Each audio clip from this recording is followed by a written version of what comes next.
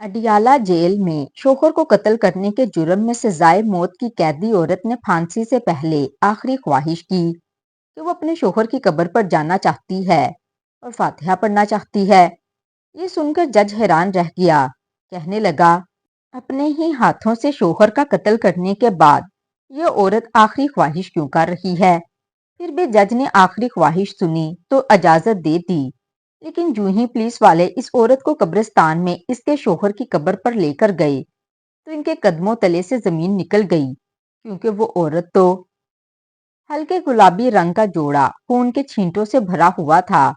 दोनों हाथ खून से लथपथ थे। जब इस औरत को अडियाला के सेंट्रल जेल में लाया गया, बाल बिखरे हुए और आंखों में वहशत थी और न जाने किस जज्बे के तहत आंखें सुर्ख हो रही थीं। बिल्कुल निडर बनी चुप करके वो लेडीज कांस्टेबल के साथ जेल की राहदारी में बड़ी मजबूती से कदम आगे की जानिब बढ़ा रही थी। सभी जेलों की खवातीन इसके पैरों में बंदी जंजीरों के घसीटने की आवाज पर अपनी जेलों की सलाखों के पास खड़ी हुई थीं। इस औरत को देखकर हर औरत अपने कानों को हाथ लगा रही थी। दोनों हाथों में जंजीरों के कड़े थे, पैरों में जंजीरों के कड़े थे और वो एक एक कदम उठाती हुई सामने की जानिब देख रही थी। कई आवाजें थीं जो वहां खवातीनों की गूंज रही थीं। हाय हाय, पता नहीं किसको मारकर आई है। अल्लाह बचाए ऐसी खतरनाक औरत से। तौबा तौबा, देखो तो सही, आंखों से खून टपक रहा है। ये सुनकर जुबैदा ने बड़े गुस्से से इस जानिब देखा जहां से इस औरत ने ये जुमला कसा था। इसकी आंखें थीं या किसी चील की नजर। जिस औरत ने कहा था, जब इसने जुबैदा को यूं खूनखार नजरों से घूरते देखा तो पीछे हट गई। वहां जेल में खड़ी खवातीन सब ये दवा कर रही थीं, कहीं ये औरत हमारी जेल में ना आ जाए। देखने में ना तो जुबैदा ज्यादा जानदार लग रही थी, ना ही भारी भरकम जिस्म की थी, लेकिन इसके चेहरे से टपकती हुई वहशत और बेखौफ आंखें देखकर हर औरत इससे घबरा रही थी। इसे एक ऐसी काल कोठरी में जाकर बंद किया गया जो बहुत छोटी सी थी और जहां दूसरी कोई मुजरिम औरत नहीं थी। पूरी काल कोठरी मिट्टी से अटी हुई थी। जहां पर लेडीज कांस्टेबल ने इसे धिक्का देकर फेंका था, फिर एक लेडीज कांस्टेबल दूसरी से कहने लगी, इससे कैदियों वाली वर्दी ला कर दो। कमबख्त ने बड़ी बेदर्दी से अपने शोहर को मारा है, टुकड़े कर कर रख दिया है। ये सुनकर वहां मौजूद जितनी भी जेल में मौजूद औरतें थीं और जेलों में मुजरिम औरतें थीं, सब खौफ से कांपी थीं। लेकिन इस औरत की आंखों में जरा भी खौफ नहीं था। इसे जेल में बंद करके वो लेडीज कांस्टेबल चली गई और सामने कुर्सी पर बैठे जेलर से कहने लगी, अरे ओ करीम बख्श, अपनी कुर्सी उठा और इस औरत की काल कोठरी के करीब जाकर रख। वहीं बैठ और देख, बड़ी तेज नजर रखनी है। इस पर 40 साला करीम बख्श अपनी कुर्सी उठाकर इस काल कोठरी के ऐन सामने कुर्सी रखकर बैठ गया। इसने लड़की को पहली बार बड़े गौर से देखा। ज्यादा उम्र की नहीं लग रही थी, यही कोई 26-27 साल की थी, लेकिन बड़ी खतरनाक थी। वो बड़े गौर से जुबैदा को देख रहा था। जब जुबैदा ने इसी तीखी नजर से देखा, कहने लगी, ओ जेलर, आंखें नीची कर। तेरे बाप की जागीर नहीं हूं जो यूं आंखें फाड़े फाड़े मुझे देख रहा है। इस लड़की की आवाज थी या शेरनी की धाड़। जेलर तक घबरा गया, लेकिन फिर खुद को संभालते हुए कहने लगा, ऐ लड़की, तमीज से बात कर, तू जानती नहीं है मैं जेलर हूँ। जुबैदा कहने लगी, तो मैं क्या करूं? जेलर है तो अपनी ड्यूटी दे, अपनी ड्यूटी पे ध्यान दे, औरतों पे नहीं। इससे जेलर ने अपनी नजरें झुकाईं। इस औरत को अपने किए पर जरा भी अफसोस नहीं था। कोई दुख की रमक इसके चेहरे पर नजर नहीं आ रही थी। तो इसने क्या किया है और क्यों किया है? कुछ देर में ही एक लेडीज कांस्टेबल आई और इसके मुंह पर वर्दी फेंक कर चली गई। कहने लगी, सुबह दरवाजा खुलेगा और तुम्हें वॉशरूम भी ले जाया जाएगा, वहीं नहा धोकर ये वर्दी पहन लेना। लेकिन जुबैदा ने कोई जवाब नहीं दिया। वो कांस्टेबल जा चुकी थी। जुबैदा ने आंखें बंद की। वो टेक लगाए इसी काल कोठरी में बैठी थी। अपने घुटनों को जोड़े इस पर अपने बाजू फैलाया और अपना सर रख लिया। सोने की कोशिश करने लगी। हालांकि जो कुछ वो कर कर आई थी, इसकी जगह कोई और औरत होती तो इसे जरा भी नींद ना आती। لیکن وہ گہری نیند کی آغوش میں جا چکی تھی۔ صبح سویرے ہی اس کی آنکھ کھلی تھی جب کانسٹیبل نے اس کی کار کوٹری کی سلاخوں پر اپنا ڈنڈا مارا۔ کہنے لگی، چل باہر آؤ۔ اٹھ کر کھڑی ہو گئی۔ کال کوٹری سے باہر نکلی، اسے واش روم لے جایا گیا۔ وہیں اس نے شاور کھولا اور ٹھنڈا پانی اس پر گرنے لگا۔ حالانکہ جنوری کا مہینہ تھا، سخت سردی تھی، اور اس سخت سردی میں وہ ٹھنڈا پانی اپنے سر پر ڈالے کافی دیر کھڑی رہی۔ نہ اسے سردی کا احساس تھا نہ گرمی کا احساس۔ شاید جو کام اس نے اس عمر میں کیا تھا، اس کے بعد انسان کے اندر سے احساس نام کی چیز ختم ہو جاتی ہے۔ اس نے آنکھیں بند کیں تو گرم گرم آنسو پانی کے ساتھ ہی اس کے رخساروں سے بہہ کر نیچے گرنے لگے۔ لیکن جلدی سے اس نے آنکھوں کو پھر سے کھولا۔ سردی کے مارے وجود کپکپا رہا تھا، لیکن اندر لگی آگ کو ذرا بھی ٹھنڈک نہیں ملی تھی۔ اس نے کپڑے تبدیل کیے، باہر آ گئی۔ لیڈیز کانسٹیبل اسے دوبارہ سے زنجیریں پہنا کر اسی کال کوٹری میں بٹھا کر آ گئی اور جیلر سے کہا، اس پر خاص نظر رکھنا۔ جیلر نے دوبارہ زبیدہ کو غور سے دیکھنے کی غلطی نہیں کی تھی۔ اندر ہی اندر تھوڑا گھبرا رہا تھا۔ جانتا تھا کہ سیدھی پھانسی کی سزا ملے گی۔ جو جرم کر کے وہ آئی ہے، معافی تو ممکن ہی نہیں۔ جیسے ہی جیلر نے اپنی جیب سے بیڑی پینے کے لیے نکالی، زبیدہ اسی کو دیکھ رہی تھی۔ کہنے لگی، او جیلر، ادھر بات سن۔ جیلر ماتھے پر بل ڈالے کہنے لگا، جو کہنا ہے یہیں سے کہہ۔ وہ ہنسنے لگی، کہنے لگی، کیا ہوا، ڈر لگ رہا ہے مجھ سے؟ کیا تجھے لگتا ہے کہ تو جیل کے پاس آئے گا تو میں تیرا گریبان پکڑوں گی اور سلاخوں کے بیچ میں ہی تیرا گلا گھونٹ کر تجھے مار ڈالوں گی؟ یہ کہتے ہوئے وہ دانت یوں کچکچا رہی تھی کہ ایسے ہی کر گزرے گی۔ جیلر کچھ گھبرایا تھا، کہنے لگا، نہیں نہیں، میں کیوں ڈرنے لگا؟ بڑی بڑی مجرم عورتیں دیکھی ہیں، تو چیز کیا ہے؟ یہاں جب ریمانڈ روم میں جائے گی نا تو ساری ہیکڑی نکل جائے گی۔ وہ کہنے لگی، زبیدہ پر ہاتھ اٹھانے والے کا انجام شاید تو سن چکا ہے۔ زبیدہ اپنے اوپر ہاتھ اٹھانے کی اجازت کسی کو نہیں دیتی۔ اب ادھر تو آ، کچھ نہیں کہوں گی۔ لیکن جیلر وہیں بیٹھا رہا۔ زبیدہ کہنے لگی، کیا ڈر لگ رہا ہے؟ ایک کڑیل جوان مرد ہو کہ تم مجھ سے ڈر رہے ہو؟ جیلر کو کچھ غیرت آئی، کہنے لگا، نہیں نہیں، میں کیوں ڈرنے لگا؟ وہ اس کے پاس آ گیا۔ زبیدہ نے سلاخوں کے بیچ سے اپنا ہاتھ نکالا تو وہ 2 قدم پیچھے ہٹا تھا، کچھ گھبرا گیا۔ کہنے لگی، لا ایک بیڑی مجھے دے، بہت دن ہو گئے ہیں میں نے سگریٹ نہیں پی۔ یہ سن کر کریم بخش نے اسے حیرت سے دیکھا۔ کہنے لگا، عورت ہو کے سگریٹ پیتی ہے؟ وہ کہنے لگا، ہاں پیتی ہوں، لا دے سگریٹ۔ کریم بخش نے اسے ہاتھ میں پکڑی بیڑی پکڑا دی، پھر کہنے لگی، ماچس سے جلا۔ اس نے وہ بیڑی جلا دی۔ اس نے وہ بیڑی منہ میں لی اور ایک گہرا سانس لیا اور دھوئیں کا مرگولا سامنے کھڑے جیلر کریم بخش کے منہ پر پھینکا۔ اس نے ہوا سے اسے اڑایا اور چند قدم پیچھے ہٹ گیا۔ کہنے لگا، توبہ ہے، میں نے اپنی زندگی میں ایسی عورت نہیں دیکھی۔ کہنے لگی، دیکھے گا بھی نہیں، مجھ جیسی صدیوں میں پیدا ہوتی ہے۔ یہ کہہ کر وہ نیچے بیٹھ گئی اور بیڑی پینے لگی۔ جیلر واپس جا کر اپنی کرسی پر بیٹھ گیا اور چور چور نظروں سے اسے دیکھنے لگا۔ دیکھنے میں زیادہ طاقتور نہیں لگتی تھی، لیکن لہجہ ایسا تھا کہ دوسروں کے دل کو دھڑکا کے رکھ دے۔ عورتوں جیسا تو اس میں کچھ بھی نہیں تھا، نہ بیٹھنے کا انداز، نہ بات کرنے کا انداز۔ شاید زبیدہ کا شمار ان عورتوں میں ہوتا تھا جو مردوں کے بیچ میں بھی ہلہ بول دیتی ہے، مردوں کا تماشا بنا کر رکھ دیتی ہے۔ بڑی تیز عورت تھی۔ کریم بخش نے دونوں کانوں کو ہاتھ لگایا۔ جس کوٹری میں زبیدہ کو بند کیا گیا تھا، کونے میں ایک پانی کا مٹکا موجود تھا۔ جیسے ہی ظہر کی اذان ہوئی، اس نے مٹکے سے گلاس پانی نکالا اور وہیں کونے میں وضو کرنے لگی۔ یہ دیکھ کر وہاں کے جیلر کریم بخش کو زوردار جھٹکا لگا۔ ایسی بدزبان عورت اور اپنے شوہر کی قاتلہ اللہ کے حضور سجدہ زیر بھی ہو سکتی ہے؟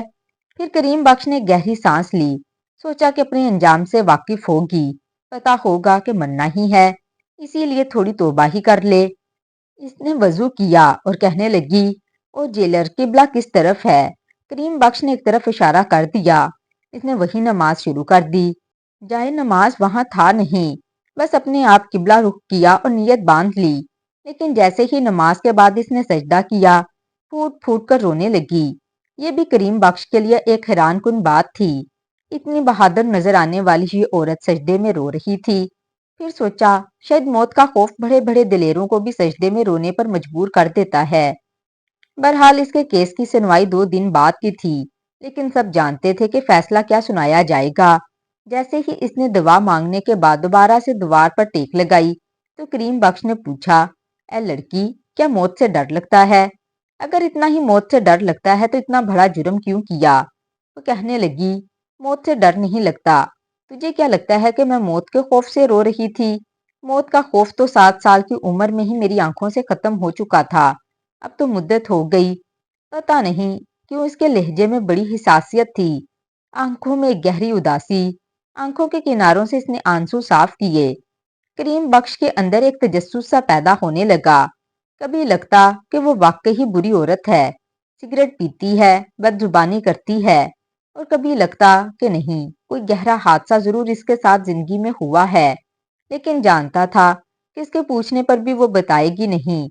जहां करीम बख्श की कुर्सी थी, वहां कोई दूसरी जेल नहीं थी। ये राहदारी का आखिरी हिस्सा था। कुछ देर बाद खाना बंटने लगा। तमाम औरतों की जेलें खोल दी गईं और निगरानी में इन्हें इस जगह ले जाया गया जहां औरतों को खाना खिलाया जाता था। लेकिन जुबैदा की काल कोठरी को नहीं खोला गया, बल्कि पतली दाल और सूखी ठंडी तंदूर की एक रोटी जेलर को ही पकड़ा दी गई कि इसे दे दो। इसने जेल की सलाखों से ही दाल का प्याला अंदर दिया और साथ एक सूखी रोटी। जुबैदा ने रोटी को देखा, फिर पतली दाल में इसे डुबोकर खाने लगी।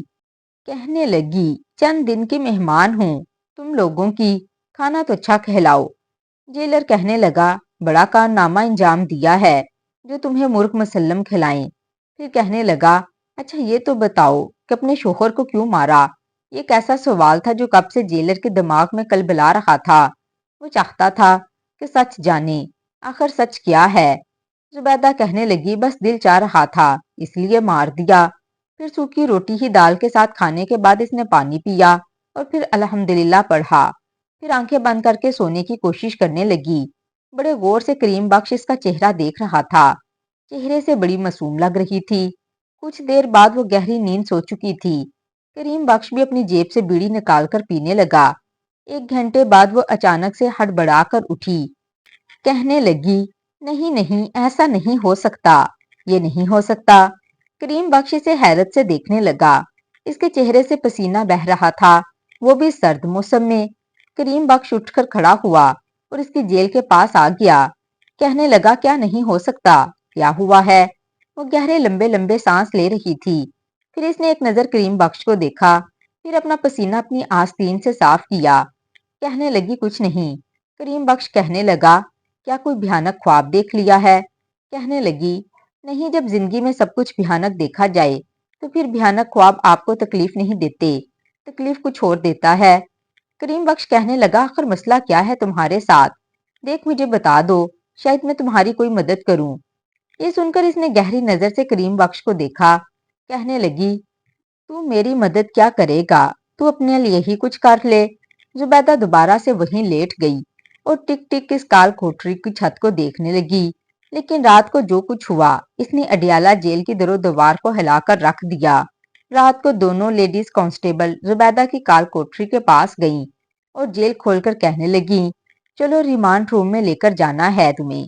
जुबैदा ने झट से आंखें खोली। कहने लगी, जो रिमांड करना है यहाँ करो, जो पूछगछ करनी है इधर करो। जेल के अंदर मैं तुम लोगों के साथ कहीं नहीं जाऊंगी। मैं जानती हूँ जेलों में तुम लोग मुजरिम औरतों के साथ किस किस्म का सलूक करते हो, किस कमरे में लेकर जाते हो और किस तरह से पूछगछ करते हो। लेकिन वो कांस्टेबल कहने लगी, देखो, ज्यादा जबान चलाने की जरूरत नहीं है। बड़े ऑफिसर ने बुलाया है और तुम जानती हो कि इनके बुलावे का इनकार करने वालियों के साथ क्या हशर किया जाता है। वो कहने लगी, ना मैं अपने हशर से डरती हूँ, ना अंजाम से। क्या करेगा? मेरा गला घोंट देगा ना? इसे बोलो यहाँ आए और यहाँ आकर पूछगछ करे, यहाँ आकर मुझसे बात करे। कमरों में जानने वाली डरपोक औरतों में से नहीं है जुबैदा। जाकर अपने इस ऑफिसर को बता दे। दोनों लेडीज कांस्टेबल इसे हैरत से देख रही थीं। इनमें से एक ने इसके मुंह पर जोरदार थप्पड़ मारा, इससे पहले कि दूसरा मारती। जुबैदा ने इसकी कलाई बड़ी जोर से पकड़ी, इतनी जोर से कि इसका चेहरा सुर्ख होने लगा और वो कांस्टेबल बिलबिला उठी। कहने लगी, कमीनी, मेरा हाथ छोड़, देखने में ही कमजोर सी लगती है, لیکن جان بہت ہے تم میں۔ جھٹکے سے زبیدہ نے اس کانسٹیبل کا ہاتھ چھوڑا۔ وہ گرتے گرتے بچی۔ کہنے لگی، میرے ساتھ اگر پنگا لوگی تو جان سے مار ڈالوں گی۔ مجھے جان سے مارنے کے لیے ہتھیار کی ضرورت نہیں پڑتی، میرے ہاتھوں میں بہت دم ہے۔ اور اس کے بعد وہ دونوں کانسٹیبل وہاں سے چلی گئیں۔ کچھ دیر بعد آفیسر بڑے غصے سے زبیدہ کی کال کوٹری تک آیا تھا اور پھر جیل کھول کر اندر چلا گیا۔ اس کے ہاتھ میں ایک ڈنڈا پکڑا ہوا تھا۔ کہنے لگا، بہت زبان چلانے آتی ہے نا تجھے، تو کیا سمجھتی ہے ہم پولیس والے تیرے غلام ہیں اور تو ہماری بات کو رد کرے گی؟ یہ کہتے ہوئے اس نے بازو پکڑ کر زبیدہ کو کھڑا کیا اور پھر زوردار ڈنڈا اس کی کمر پر مارا۔ ایک سسکاری سی اس کے لبوں پر آئی تھی، لیکن پھر وہ دبا گئی۔ اپنے دونوں ہاتھوں سے اس نے سلاخوں کو پکڑا تھا اور آفیسر نے اس کی کمر پر ڈنڈے برسانا شروع کر دیے۔ کمال ضبط عورت تھی، نہ چلائی نہ بلبلائی، آنکھوں سے آنسو بہہ رہے تھے کیونکہ انسان تھی، گوشت پوست کی بنی ہوئی تھی۔ درد ہوتا تھا لیکن اپنے درد کو وہ بڑے ضبط سے برداشت کر رہی تھی۔ اس کے بعد پولیس والا تھک چکا تھا۔ آفیسر کی سانس پھولنے لگی تھی۔ اس نے ڈنڈا ایک طرف زور سے پھینکا، پھر لیڈیز کانسٹیبل سے کہنے لگا، اسے میرے کمرے میں لا۔ لیکن پھر وہ چلا کر بولنے لگی، آفیسر تو نے جو کرنا ہے یہیں کر، میں کمرے میں نہیں جاؤں گی، اور اگر میرے ساتھ زبردستی کرنے کی کوشش کی تو میں اڈیالہ جیل کی اینٹ سے اینٹ بجا کے رکھ دوں گی، اتنا شور مچاؤں گی کہ یہاں سب لوگ اکٹھے ہو جائیں گے۔ یہ سن کر آفیسر نے بڑے غصے سے اسے دیکھا اور پھر باہر چلا گیا۔ لیکن اس کے بعد اس کی جیل میں کوئی نہیں آیا تھا۔ سامنے بیٹھے کریم بخش کا رنگ اڑا ہوا تھا۔ اس نے آج تک کسی آفیسر کو یوں عورتوں پر بربریت کرتے ہوئے نہیں دیکھا تھا۔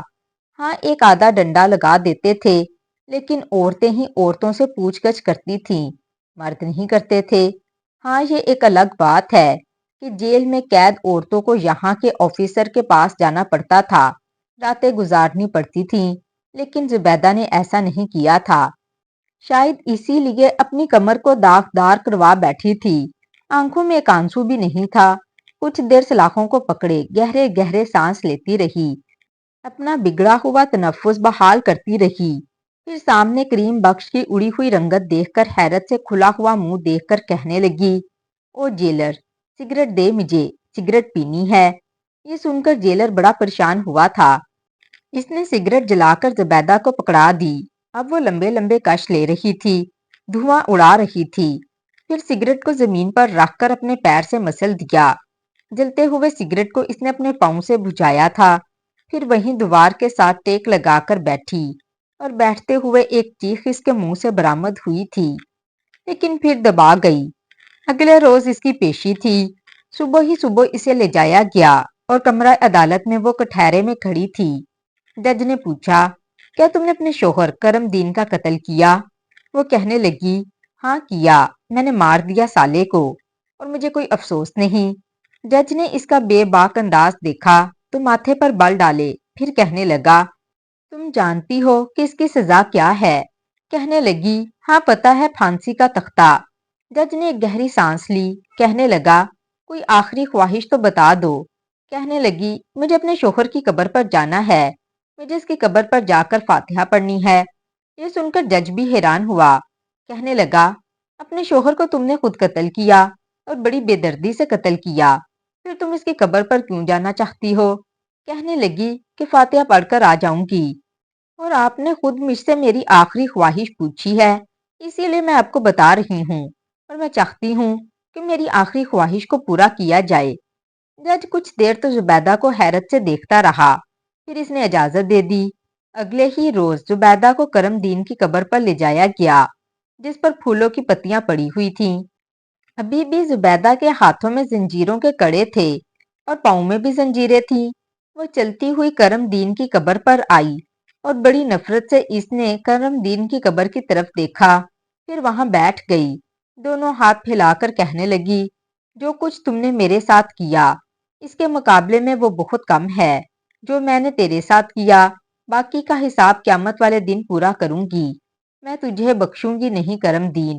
پھر اس کی قبر پر تھوکا اور کھڑی ہو گئی۔ یہ دیکھ کر پولیس والے حیران تھے کہ آخر اس کے شوہر نے اس کے ساتھ ایسا بھی کیا تھا پھر اسے واپس جیل کی کال کوٹری میں بند کر دیا گیا۔ لیکن یہ خبر جیلر تک پہنچ گئی کہ زبیدہ نے اپنی شوہر کی قبر پر جا کر کیا حرکت کی تھی۔ سامنے کریم بخش بیٹھا تھا، چلتے ہوئے اس کے پاس آ گیا۔ وہ اس وقت جیل کی سلاخوں کے پاس ہی بیٹھی تھی، وہ بھی وہیں بیٹھ گیا۔ کہنے لگا، میں نے آج تک تمہارے جیسی عورت نہیں دیکھی۔ زبیدہ نے اس کی آواز سن کر اس کی طرف دیکھا، کہنے لگا، مجھے بڑا تجسس ہے یہ جاننے کا کہ آخر تمہارے شوہر نے ایسا کیا تھا کہ تم نے اس کا قتل کر دیا، بلکہ اس کے ٹکڑے ٹکڑے کر دیے۔ دیکھو، زندگی سب کو پیاری ہوتی ہے، دنیا میں انسان آتا ہی جینے کے لیے ہے۔ وہ کہنے لگی، لیکن میں 7 سال کی عمر میں ہی مر گئی تھی، اب تو زندہ لاش ہوں جسے چند روز بعد دفنا دیا جائے گا۔ یہ کہتے ہوئے اس کی آنکھوں سے آنسو بہے تھے اور وہ کریم بخش کو دیکھنے لگی۔ کریم بخش کہنے لگا، اگر تم مجھے اپنا بھائی سمجھو تو مجھے بتاؤ، شاید میں تمہاری کوئی مدد کر سکوں۔ وہ کہنے لگی، تم میری کوئی مدد نہیں کر سکتے، ہاں میں تمہیں بتا دیتی ہوں کہ میں نے اپنے شوہر کو مارا کیوں تھا۔ وہ کہنے لگی، میں 7 سال کی تھی جب یتیم ہو گئی، میرے چچا چچی مجھے اپنے ساتھ لے گئے۔